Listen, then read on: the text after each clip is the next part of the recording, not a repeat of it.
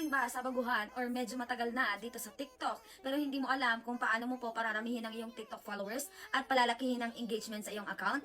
Wait, huwag mong i-skip ang video na ito dahil isa ako sa makakatulong sa iyo. Dahil may ituturo ako sa iyong tatlong tips na aking ginagawa upang dumami ang aking TikTok followers at lumaki ang engagement sa aking account.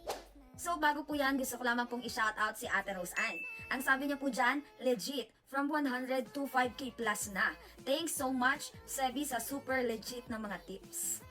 Congratulations, Ate Rose Ann, dahil nagkaroon ka na po ng 5K followers. Sunod mo naman pong i-goal ang 10K followers para mas marami ka na pong ma-unlock na features dito sa TikTok.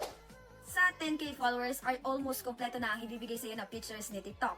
Punta ka lamang po sa TikTok Studio and tingnan niyo po yung mga monetization program na pwede niyo pong ma-unlock once na magkaroon na po kayo ng 1K, 10K, 100K na followers dito sa TikTok.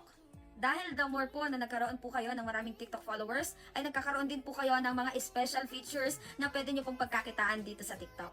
So dumako na po tayo sa aking first tip. Ang aking pong first tip is ang proper engagement. So ano nga ba yung proper engagement? Meron po yung 6 ways para po magawa mo po ang proper engagement. Take note lang po na ang engagement is only effective if it is proper engagement. First tip, patapusin niyo po yung video hanggang dulo. Second tip, i-follow mo na po ako and don't forget to hit the notification bell para maging updated po kayo sa mga upcoming videos or contents at syempre po sa aking live stream. Third, heart or like this video but make sure po na pinanood nyo na po sa middle part or hanggang dulo ang video para maiwasan po natin ng spam likes or shadow ban.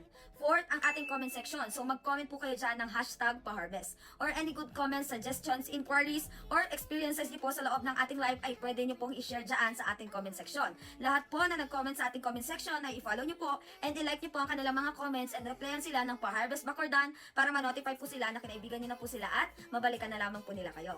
Click ang ating save button. So, i-click nyo na po yan para may add na po natin ng video na ito sa ating favorites.